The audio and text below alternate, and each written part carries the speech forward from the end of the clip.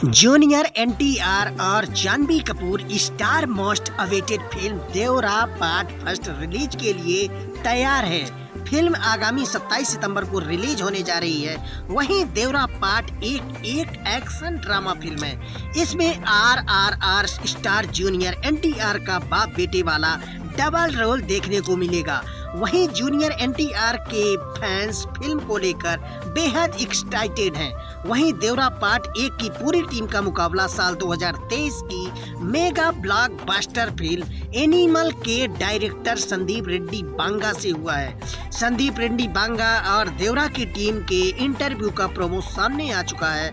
वहीं एनिमल के डायरेक्टर ने संदीप रेड्डी बांगा ने देवरा के डायरेक्टर कोराताला शिवा और जूनियर एनटीआर सैफ अली खान और जानवी कपूर से फिल्म का खास चर्चा की है। वहीं संदीप रेड्डी बांगा ने फिल्म का ट्रेलर देख कुछ सीन की तारीफ की है। वहीं ट्रेलर में दिखाया गया है कि एक सीन जिसमें चांद का शेप खून के धार से गोल हो जाता है। वहीं जूनियर एनटीआर ने फिल्म को एक एक्शन ड्रामा फिल्म बताया है।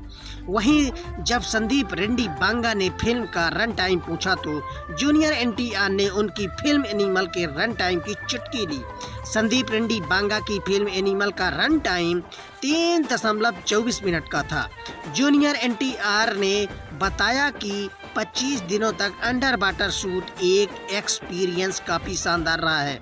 वहीं ट्रेलर के अंत में जूनियर एनटीआर की शार्क सवारी वाला सीन बेहद ही जोरदार रहा है। साथ ही एनटीआर ने कहा है कि फिल्म देवरा की एक्शन सीक्वेंस बेहद चौंकाने वाले हैं। वहीं इस इंटरव्यू का पूरा वीडियो कल आने वाला है।